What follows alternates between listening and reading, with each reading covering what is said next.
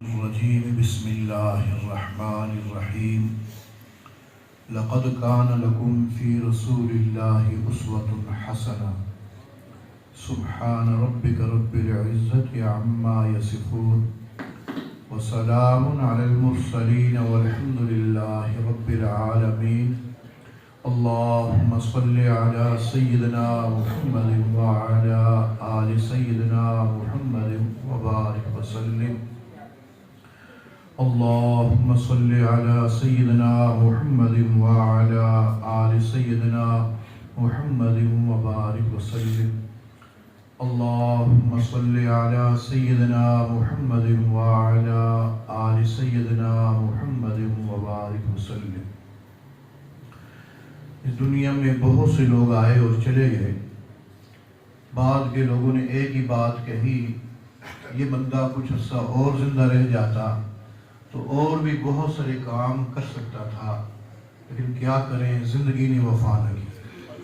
فلاں عالم صاحب، فلاں قاری صاحب، فلاں سائنسدان صاحب، فلاں جنرل صاحب، فلاں فاتح صاحب، بادشاہ صاحب کچھ عرصہ اور زندہ رہتے اور لوگوں کو فائدہ پہنچاتے، فلاں بادشاہ صاحب کچھ عرصہ اور زندہ رہ جاتے اور کئی ملک کے بادشاہ بن سکتے تھے، فلاں جرنیل صاحب کچھ عرصہ اور زندہ رہتے تو اور کئی ملک کو فتح کر سکتے، کیا کریں، زندگی نے وفا نہ کی۔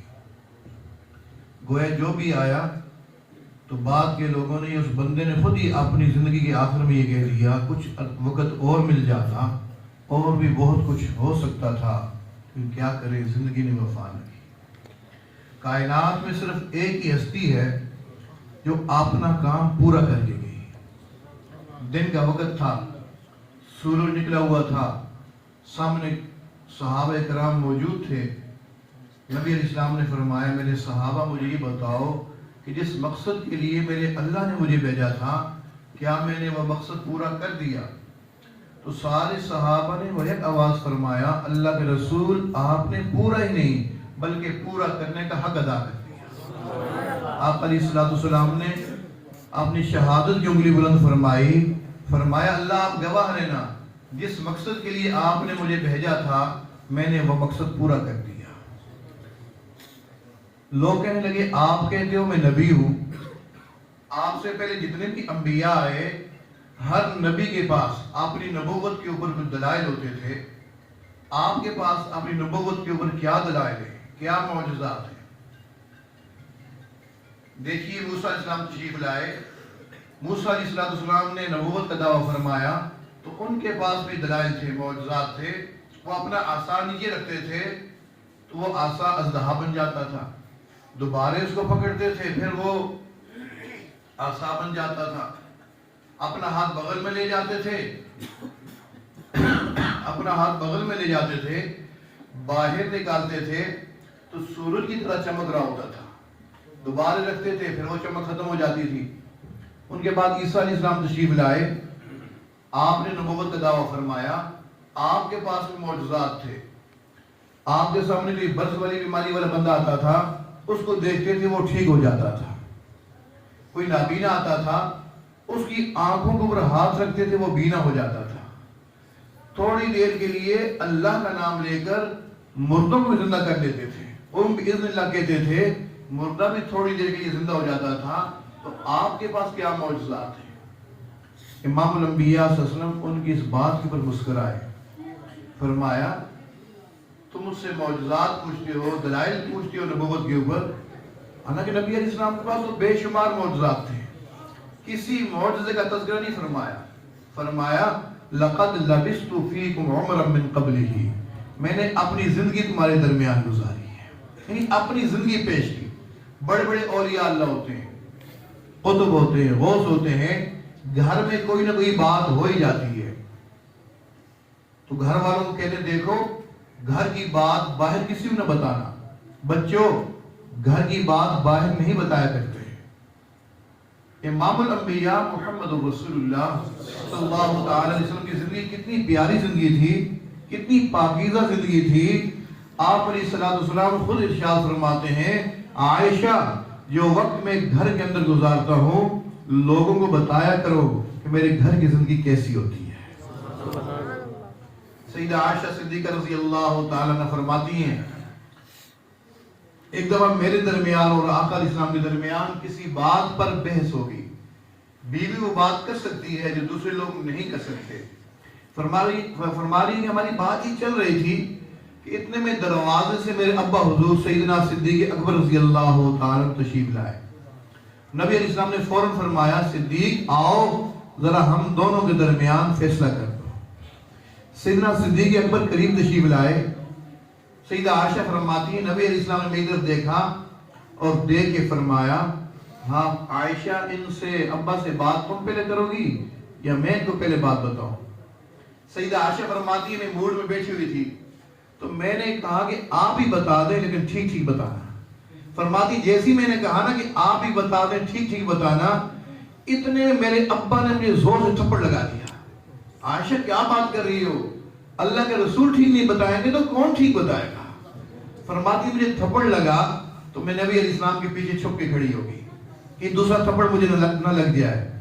جب آقا علیہ السلام نے دیکھا کہ مجھے تھپڑ لگ گیا ہے تو نبی علیہ السلام نے فوراً فرمایا ہو صدیق تم نے کیا کر دیا تجھے میں نے تو مارنے کا نہیں کہا تھا فیصلہ کرنے کا کہا تھا. اچھا تم چلے جاؤ باہر ہم دونوں میاں بیوی خود ہی فیصلہ کر لیتے ہیں. سیدہ عائشہ فرماتی ہیں جیسے میرے ابا باہر نکلے نبی علیہ السلام کے چہرے کے اوپر مسکراہٹ طاری ہوئی. سیدہ عائشہ فرماتی ہیں جب نبی علیہ السلام خوش ہوتے تھے تو مجھے حمیرہ کے نام سے پکارتے تھے. میری طرف دیکھا مسکرائے اور مسکرا کے فرمایا حمیرہ حمیرہ. دیکھا نا اس بابے کے دوسرے تھپڑ سے میں نہیں بچایا نا. فرماتی اتنے پیارے انداز کے نبی علیہ السلام نے ارشاد فرمایا کہ میرا سارا غصہ ہی دور ہو گیا. اتنے اچھے انداز کے اندر آقا علیہ السلام اپنے گھر والوں کی تربیت فرما رہے ہیں کہ سانپ بھی مر گیا لاٹھی بھی نہ ٹوٹی. ہمارے سامنے اگر ہماری گھر والی کوئی بات کر لے کتنا غصہ آ جاتا ہے. عام لوگوں کی بات نہیں ہے جو اپنے آپ کو نمازی تصور کرتے ہیں صف اول کے نمازی ہیں تہجد گزار ہیں نیک ہیں وہ ذرا اپنے اوپر دیکھیں ان کے سامنے اگر گھر والی کوئی بات کر لیتی ہے کتنا غصہ آتا ہے. وہ چہرہ سرخ ہو جاتا ہے آنکھوں سے آگ نکلنا شروع ہو جاتی ہے منہ سے جھاگ نکلنی شروع ہو جاتی ہے. تجھے شرم نہیں آتی ہے تو خاوند کے سامنے بولتی ہے تجھے پتہ نہیں ہے خاوند کے کتنے فضائل ہیں. وہ سارے فضائل جو ہم نے جمعے کے دن خطیب صاحب سے سنے ہوتے ہیں وہ اس وقت یاد آنا شروع ہو جاتے ہیں. یہ بھول جاتا ہے بندہ کہ یہ ہماری باندھی نہیں ہے یہ تو میری بیوی ہے یہ میری رفیقہ حیات ہے جیسے اس کے اوپر حقوق ہیں اس کی تو میرے اوپر حقوق ہیں.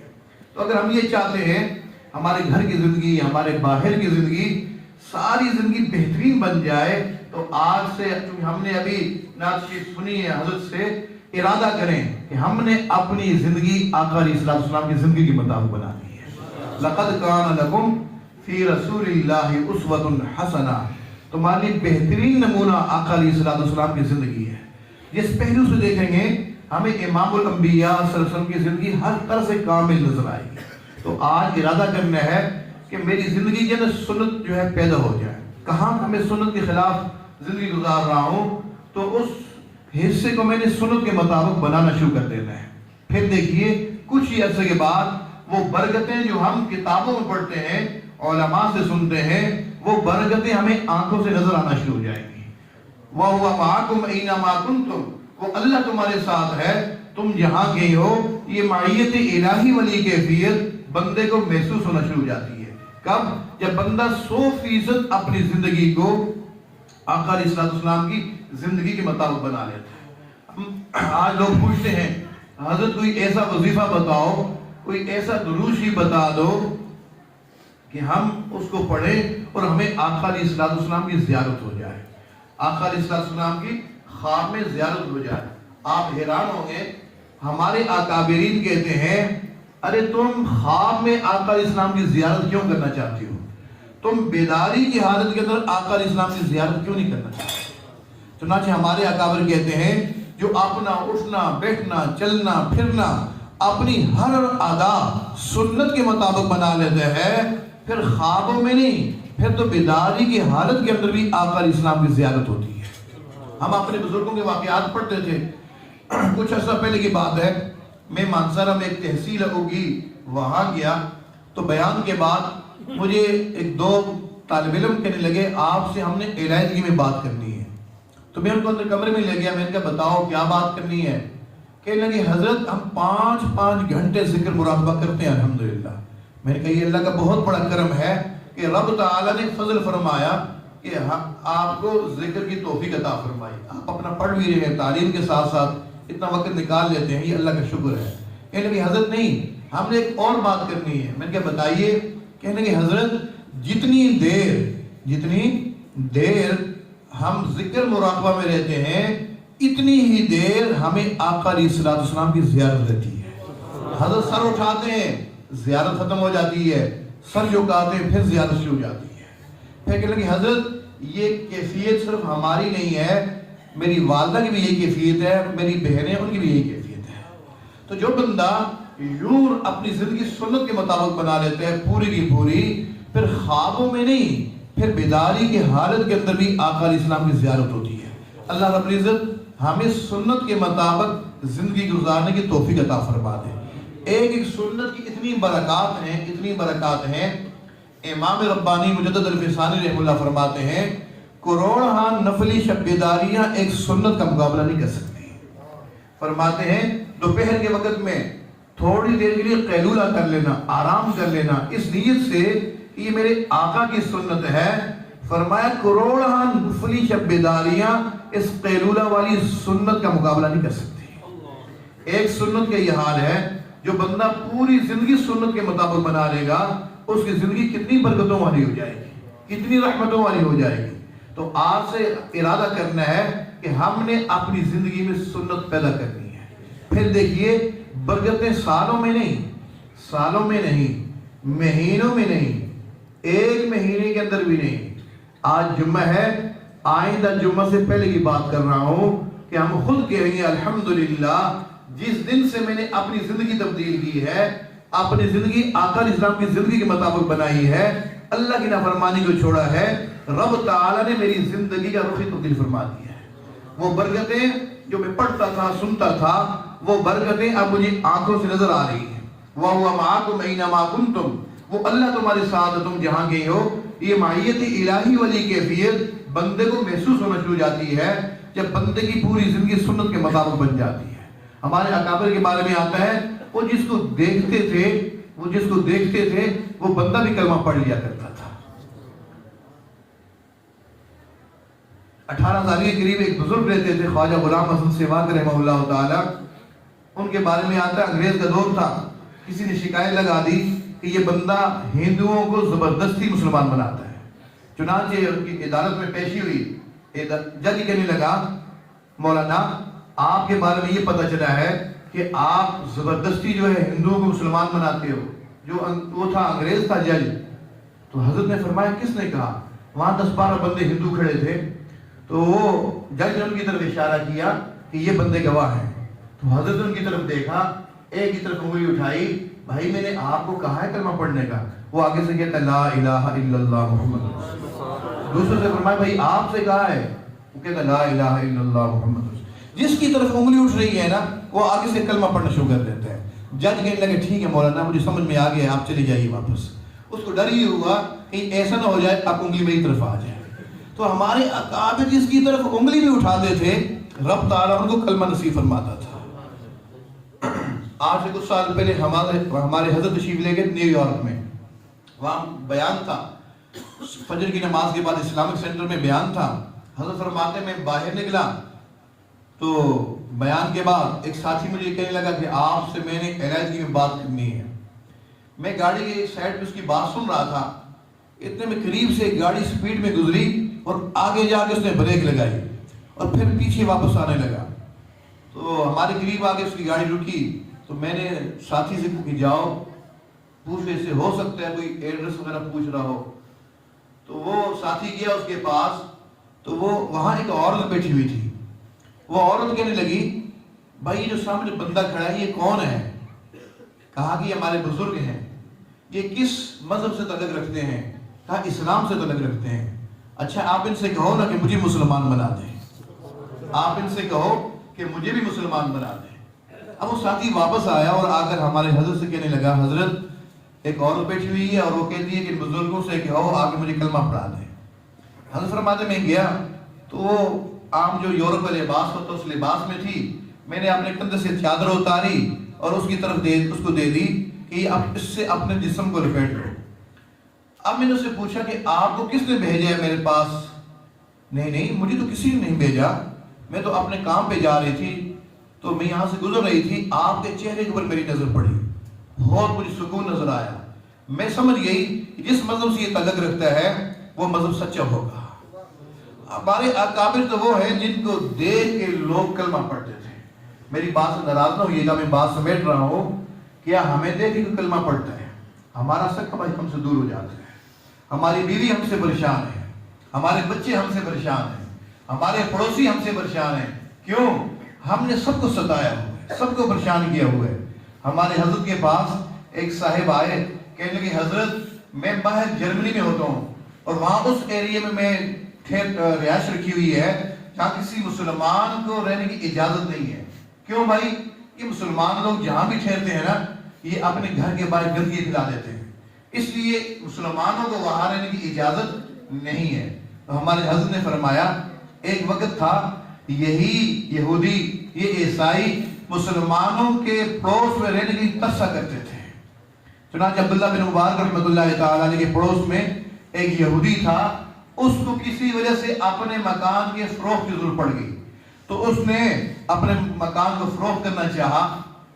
اس کی قیمت لگائی 2000 دینار یا 2000 درہم جو بھی. خیر لوگ آتے تھے, دیکھتے تھے, لوگ دیکھتے تھے کہ اس مکان کی قیمت 1000 سے زیادہ کی نہیں بنتی, لیکن یہ بندہ 2000 کیوں لگا رہا ہے. اس سے پوچھا بھائی آپ قیمت بہت زیادہ بتا رہے ہو, اس کی قیمت 1000 سے زیادہ نہیں بنتی. وہ کہنے لگا تم ٹھیک کہتے ہو, اس کی قیمت تو 1000 دینار ہی ہے, لیکن دوسرا 1000 میں عبداللہ بن مبارک کے پڑوس کا لینا چاہتا ہوں. اتنا بہترین پڑوس چھوڑ کے جا رہا. تو ہمارے پڑوسوں کی قیمتیں لگا کرتی تھی, اور آج کیا ہوتا ہے کہ ہمارا سکا بھائی پریشان ہوتا ہے کہ میں کہیں دور چلا جاؤں. تو آج اس بات کی ضرورت ہے کہ ہم دوبارہ سے یہ تہیہ کریں کہ ہم نے اپنی زندگی سنت کے مطابق بنا لی ہے. پھر دیکھیے خوشبوئیں پھیلے گی. اگر ہم نے اپنی زندگی سنت کے مطابق بنا لی, ہمارا پورا گھرانہ ٹھیک ہو جائے گا. ایک گھر سنت کے مطابق زندگی گزارنے والا بن گیا, پورا علاقہ بن جاتا ہے. صحابہ کرام جدھر نکلتے تھے لوگ دیکھتے تھے یہ کون لوگ جا رہے ہیں, یہ محمد کے غلام جا رہے ہیں. اچھا یہ محمد کے غلام ہیں. محمد کے غلام ایسے اچھے چہرے والے ہیں, اتنے بہترین لوگ ہیں, اتنے بہترین اخلاق والے ہیں, ان کا آقا کتنے اخلاق والا ہوگا. اللہ اکبر. لوگ دیکھ کے کلمہ پڑھتے ہیں. دارالعلوم دیوبند کے اندر ہندو لوگوں کا وفد آیا کہ یہاں کوئی سنا ہے انور شاہ کشمیری ہوتا ہے جس کو چلتا پھرتا کتب خانہ کہا جاتا ہے. ہمیں بتایا جائے وہ کون ہے. کسی طالب علم نے بتایا کہ وہ سامنے مسند حدیث کے اوپر جو بیٹھا ہوا ہے اسی کو انور شاہ کشمیری کہتے ہیں. انہوں نے دیکھا, جس نے دیکھا آگے سے کلمہ پڑھنا شروع کر دیا. ہندو باقی کہنے لگے کیا کر رہے ہو, مسلم بن رہے ہو, کیا کر رہے ہو. دیکھتے نہیں اس کا چہرہ کتنا خوبصورت چہرہ ہے, اس کے اتنا خوبصورت چہرہ ہے, اس کے نانا کا کتنا خوبصورت چہرہ ہے. اللہ رب العزت ہمیں بھی ایسا بنائے کہ ہمارے اخلاق ایسے ہوں کہ ہمیں کہنا بھی نہ پڑے, لوگ ہمارے اخلاق کو دیکھ کر اور ہمیں دیکھ کر لوگ دین کے قریب آ جائیں. اللہ رب العزت ہمیں سنت کے مطابق زندگی گزارنے کی توفیق عطا فرمائے. ہم سے تو وہ فقیر اچھا ہے نا جو فقیر دہلی کی جامع مسجد میں بھیک مانگ رہا تھا. جمعے کا دن تھا یا کوئی اور چھٹی کا دن تھا, وہ سیڑھی کے اوپر بیٹھ کے بھیک مانگ رہے تھے. اتنے میں ایک انگریز آ گیا جامع مسجد دہلی دیکھنے کے لیے. تو یہ انگریز لوگ جایا کرتے ہیں, خوبصورت لگتی ہیں کوئی جگہ, سکون آ جاتا ہے. تو یہ مسجد میں گیا انگریز اور وہاں جا کے وہاں کے نقش و نگار دیکھے, کچھ کاغذ کے اوپر نقش و نگار بنائے. واپس جانے لگا تو سیڑھیوں کے اوپر جو بھیک مانگ رہے تھے ان کو اس نے کچھ روپے نکال کے دیے. خیر چلا گیا, گھر پہنچا, بیوی نے پوچھا کہاں گئے ہوئے تھے. کہنے لگا میں آج جامع مسجد دہلی دیکھنے گیا ہوا تھا. اکیلے ہی چلے گئے, مجھے بھی ساتھ لے کے جاتے. کوئی بات نہیں, آئندہ چھٹی کے دن نا آپ کو ساتھ لے جاؤں گا. ابھی اس نے کپڑے تبدیل کرنے چاہے تو جیب کے اندر ہاتھ ڈالا تو وہاں اس کا پرس نہیں ہے. اس پرس میں کافی پیسے تھے، اس زمانے میں 300-400 روپے تھے، اس میں کئی قیمتی کاغذات تھے. اب اس کو کچھ پتہ نہیں ہے میرا پرس کہاں چلا گیا. خیر بات آئی گئی ہوگی. اگلے ہفتے والے جب چھٹی کے دن آیا تو بیوی کو لے کے پھر وہاں یہ دہلی کی جامع مسجد پہنچا. وہاں پہنچا، اس نے مسجد جو ہے بیوی کو دکھائی. جب باہر نکلنے لگا، سواری کے اوپر بیٹھنے لگا تو پیچھے سے ایک بندہ آواز دے رہا ہے، صاحب میری بات سن کے جائیے. اس نے پیچھے مڑ کے دیکھا، یہ تو وہی بندہ ہے جو پچھلے بار بھیک مانگ رہا تھا، پیسے مانگ رہا تھا. تو بھائی کیا بات ہے؟ صاحب یہ اپنا پرس لے لیجئے، یہ اپنا پرس لے لیجئے. اس نے پرس پکڑا تو فوراً کھولا، سارے اس کے پیسے موجود ہیں، سارے کاغذات موجود ہیں، 1 روپیہ بھی کم نہیں ہے. اس نے پرس کو دیکھا، اس مانگنے والے کو دیکھا تو وہ کہنے لگا، صاحب آپ مجھے یوں کیوں دیکھ رہے ہیں؟ بھائی تم فقیر بندے ہو، 1 روپے کے محتاج ہو، تم یہ رکھ لیتے ہو تو مجھے کیا پتا تھا. چلو نہیں سارے پیسے رکھنا چاہتے تھے، کچھ ضرورت کے مطابق نکال لیتے، نکال سکتے تھے، ضرورت مند تھے. تم نے تو 1 روپیہ بھی نہیں نکالا. صاحب مجھے خیال تو آ گیا تھا کہ یہ میں پرس رکھ لوں، کچھ زندگی کی کچھ دن میرے بھی اچھے گزر جائیں گے. لیکن صاحب ایک خیال اور آ گیا، جس وجہ سے میں نے یہ پرس نہیں رکھا، پیسے نہیں نکالے. تجھے کیا خیال آیا؟ صاحب میں نے اپنے علماء سے سنا ہے کہ قیامت کے دن ہر امت اپنے اپنے نبی کی پیچھے چل رہی ہوگی. تم عیسائی ہو، تم عیسیٰ علیہ السلام کے پیچھے چل رہے ہوں گے. میں مسلمان ہوں، میں آقا علیہ السلام کے پیچھے چل رہا ہوں گا. مجھے خیال ہی آیا کہیں اس وقت تمہارا نبی میرے نبی کو شکایت نہ کر دے کہ تیرے امتی نے میری امتی کی چوری کی تھی. اگر اتنی بھی محبت آقا علیہ السلام کی ہمارے دلوں میں آ جائے نا، ہماری زندگی تبدیل ہو جائے. آقا علیہ السلام تو بہت محبت کرتے گئے، دن رات ہمارے لیے محبت کرتے گئے، ہمارے لیے دعائیں کرتے گئے، حتیٰ کہ آخری وقت آ گیا، دنیا سے تشریف لے جا رہے ہیں، اس وقت بھی ہماری فکر ہے. سیدہ فاطمہ الزہرا رضی اللہ تعالیٰ عنہ فرماتی ہیں کہ سفر کی 28 یا 29 تاریخ تھی، میرے ابا حضور کو بخار شروع ہو گیا. بخار بھی ایسا جیسے جاڑے کے بخار ہوتے ہیں، سردی لگتی تھی، جسم ٹوٹتا تھا، بخار ہو جاتا تھا. فرماتی جتنا جتنا ہم علاج کرتے جاتے تھے بیماری بڑھتی جاتی تھی، حتیٰ کہ ربیع الاول کا مہینہ آ گیا. ربیع الاول کی 12 تاریخ آ گئی، چاش کا وقت تھا، پیر کا دن تھا، 12 ربیع الاول کی تاریخ تھی. میں اپنے ابا حضور کی عیادت کے لیے گئی. جیسے میں نے جا کے کمرہ کھولا تو میں نے کیا دیکھا، میرے ابا نے اپنا سر مبارک اما عائشہ رضی اللہ تعالیٰ کی گود مبارک میں رکھا ہوا تھا، پاؤں مبارک سیدھے فرمائے ہوئے تھے. میں پاؤں کی طرف جا کے بیٹھ گئی. لیکن آج محسوس کر رہی ہوں ابا کے اوپر بہت زیادہ بے چینی ہے. کبھی آپ فرماتے ہیں عائشہ مجھے اوپر کر کے بٹھاؤ، کبھی فرماتے ہیں عائشہ مجھے نیچے لٹا دو، کبھی دائیں کروٹ پہ، کبھی بائیں کروٹ پہ، جیسے ایک بیمار بندہ کرتا ہے. فرماتی وقت کے ساتھ ساتھ بے چینی بڑھتی جا رہی تھی. اب اما عائشہ سے برداشت نہ ہوا. اما عائشہ نے پوچھا اللہ کے محبوب کیا بات ہے، اتنی زیادہ کیوں تکلیف ہے؟ سنیے ہمارا نبی ہمارے لیے کیا کچھ کر کے گیا ہے. اللہ کے محبوب کیا بات ہے، اتنی زیادہ بے چینی کیوں ہو رہی ہے؟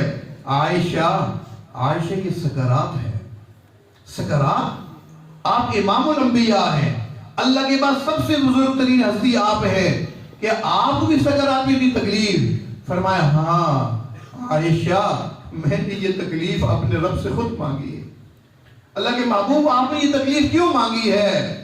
عائشہ میں نے دعا کی ہے اللہ اس وقت کے اندر جتنی بھی تکلیفیں آپ میری امت کو دینی ہے وہ ساری تکلیف مجھے دے دینا، میری امت کو تکلیف نہ دینا. سیدہ عائشہ فرماتی ہے میں بھی رو رہی ہوں، سیدہ فاطمہ بھی رو رہی ہیں. اتنے میں دروازے پہ دستک ہونی شروع ہو گئی، کسی نے زور سے دستک دی. سیدہ فاطمہ فرماتی میں چونکہ بہت رو رہی تھی، پریشان تھی، مجھے غصہ آ گیا، یہ کون ہے، اس کو پتہ نہیں ہے میرے ابا کتنی تکلیف میں ہے. میں اوپر اٹھی دیکھوں یہ کون ہے. آقا علیہ السلام نے اپنی آنکھیں مبارک کھولی، میری طرف دیکھا، جسم میں بہت کمزوری تھی. فرمایا فاطمہ غصہ نہ کر، یہ وہ ہے جس نے آج سے پہلے کسی سے اجازت نہیں مانگی، نہ آج کے بعد یہ کسی سے اجازت مانگے گا. فقط تمہارا باپ ایسا جس سے یہ اجازت لے کے آ رہا ہے، یہ جبرائیل ہے، یہ اسرائیل ہے. دروازہ کھلا، جبرائیل علیہ السلام اندر تشریف لائے، بڑے ادب کے ساتھ سلام پیش کرنے کے بعد عرض کرنے لگے، اے اللہ کے محبوب صلی اللہ علیہ وسلم، میرے ساتھ باہر اسرائیل بھی آئے ہوئے ہیں، وہ اندر آنا چاہتے ہیں، اگر آپ اندر آنے کی اجازت دیں گے تو اندر آئیں گے، نہیں تو وہیں سے واپس چلے جائیں گے۔ نبی علیہ السلام نے ارشاد فرمایا ہاں ان کو بھی اندر بلا لو۔ سیدنا اسرائیل علیہ السلام تشریف لائے اور بہت ہی بادب ہو کے سلام پیش کیا، اور سلام پیش کرنے کے بعد عرض کرنے لگے، اللہ کے محبوب، میں آدم سے لے کر آج تک کسی سے اجازت لے کے نہیں آیا، لیکن جب آپ کی طرف آ رہا تھا نا تو رب تعالیٰ نے فرمایا خبردار میرے محبوب کے گھر کے اندر بغیر اجازت کے نہ جانا، اجازت مل گئی تو چلے جانا، نہیں تو واپس آ جانا۔ پھر عرض کرنے لگے، اللہ کے محبوب، رب تعالیٰ آپ کی ملاقات کا بہت زیادہ انتظار فرما رہا ہے، بہت مشتاق ہے آپ کی ملاقات کا، اگر آپ جانا چاہیں گے تو ہم آپ کو لے کے جائیں گے، نہیں تو ہم واپس چلے جائیں گے۔ جب یہ بات کی اسرائیل علیہ السلام نے، توجہ سے سنیے گا، نبی علیہ السلام نے جبرائیل امین کی طرف دیکھا، جبرائیل امین نے بھی سر ہلایا، ہاں اللہ کے محبوب، رب تعالیٰ آپ کی ملاقات کا بہت زیادہ انتظار کر رہا ہے۔ جب جبرائیل امین نے یہ بات کی تو آقا علیہ السلام نے ارشاد فرمایا، جبرائیل پھر میری بات سنو، تم جاؤ نا اللہ کے پاس اور جا کے پوچھو، اللہ آپ مجھے تو بلانا چاہتے ہیں، پہلے مجھے یہ بتائیے کہ میرے بعد میری امت کا کیا ہوگا، آخری وقت ہے۔ آقا علیہ السلام ہماری فکر میں ہے۔ جبرائیل امین گئے، واپس آئے اور آ کے عرض کرنے لگے، اے اللہ کے محبوب صلی اللہ علیہ وسلم، رب تعالیٰ ارشاد فرماتا ہے، میرے محبوب اپنی امت کا غم نہ کھا، تیرے بعد تیری امت کا میں رب خود والی بن جاؤں گا۔ جب ہماری طرف سے آقا علیہ السلام کو اطمینان ہو گیا نا، پھر نبی علیہ السلام نے آخرت کے سفر کی تیاری شروع فرمائی، پاؤں بارے سیدھے فرما لیے، شہادت کی انگلی بلند فرمائی، 3 دفعہ پڑھا لا الہ الا اللہ، لا الہ الا اللہ۔ جب 30 دفعہ کلمہ آپ پڑھ رہے تھے، ہاتھ میں کپی تاری ہو گئی، ہاتھ آہستہ سے نیچے آنا شروع ہو گیا۔ سیدہ عائشہ فرمانے لگی، میں سمجھ گئی کائنات کا سردار اب ہم سے جدا ہونے والا ہے۔ نبی علیہ السلام نے میری طرف دیکھا، کچھ ارشاد فرما رہے تھے، جسم میں کمزوری تھی، آواز نہیں آ رہی تھی، میں نے فوراً اپنے کان ہونٹ مبارک کے ساتھ لگا لیے۔ آپ علیہ السلام ارشاد فرما رہے تھے، الصلاۃ الصلاۃ، نماز کا خیال رکھنا، نماز کا خیال رکھنا، وما ملکت ایمانکم، تمہارے مہتے جو لوگ ہیں ان کا خیال رکھنا۔ آخری وقت ہے، آقا علیہ السلام ہماری فکر میں گئے ہیں، آج اس محفل میں پکا ارادہ کریں، اللہ آج کے بعد ہم آپ کے کسی حکم کو نہیں توڑیں گے، آپ کے ہر حکم کو ہم آقا علیہ السلام کے طریقے کے مطابق پورا کریں گے۔ الہی عبدک العاصی عطاکا، اللہ تیرا گناہگار بندہ تیرے در پہ حاضر ہے، مقرم بالذنوب وقد دعاکا، اللہ اپنے گناہوں کا اقرار کر رہا ہے، پیارے اللہ آپ سے یہ دعا کر رہا ہے، فَإِن تَغْفِرْ فَأَنْتَ لِذَاكَ أَهْلُ، اگر آپ معاف فرما دیں گے یہ آپ کی شان کے لائق ہے، فَإِن تَدْرُدْ فَمَنْ يَرْحَمُ سِوَاكَ، اللہ جیسے آئے تھے اگر ویسی خالی خلی واپس لٹا دیا، آپ کے علاوہ کون ہے جو میرے اوپر رحم کرے گا، کس سے مانگیں، کہاں جائیں، کس سے کہیں، اور دنیا میں حاجت روا کون ہے، سب کا داتا ہے تو، سب کو دیتا ہے تو، تیرے بندوں کا تیرے سوا کون ہے۔ دعا ہے جو کچھ کہا گیا سنا گیا، اللہ رب العزت اس پہ عمل کی توفیق نصیب فرما دے۔ اس پورے اجتماع کا خلاصہ یہی ہے کہ اگر ہم سکون کی زندگی چاہتے ہیں، اپنی زندگی سے اللہ کی نافرمانی کو نکال لیں اور اپنی زندگی امام الانبیاء محمد رسول اللہ صلی اللہ تعالی علیہ وسلم کی سنت کے مطابق بنا لیں۔ وآخر دعوانا ان الحمد للہ رب العالمین۔